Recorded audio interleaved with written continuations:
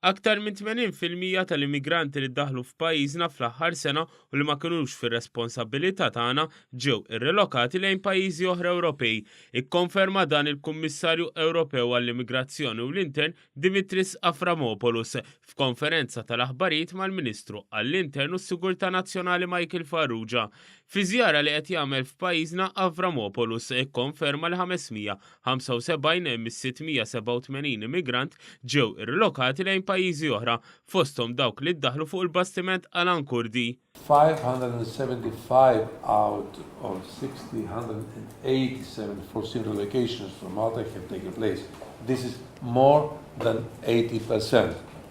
And this includes the 67 relocations following the disembarkation of the Alan Kurdi boat vessel. Il-Kummissarju Ewropew qal kif l-episodju tal-Alan Kurdi Malta ġiet infaħra kif bħala li żar stat membru tal-Unjoni Ewropea uriet l-akbar solidarjetà.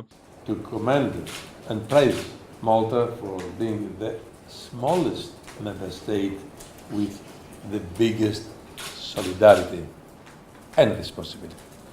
Għarraf li Malta qed taffaċċja ħafna sfidi brabta mal-immigrazzjoni madankollu sostna l-Unjoni Ewropea se tipprovdi l-għajnuna kollha meħtieġa għal din il-problema.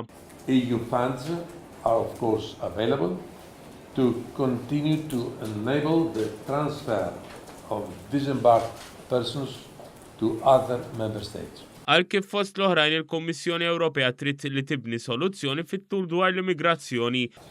We will continue to work with member states to establish long-term durable European solutions swiftly. We count on Malta's support in developing EU-wide agreements on disembarkation and asylum reform.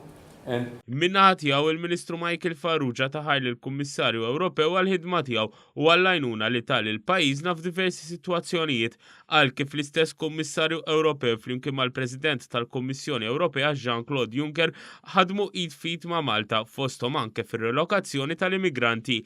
Qal kif fis-sigurtà il-Gvern Malti ħal opportunità biex jitkellem dwar kooperazzjoni bejn l-entitajiet Ewropej anke l-qsim tal-informazzjoni flimkien mal-ġlida kontra l-kriminalità organizzata.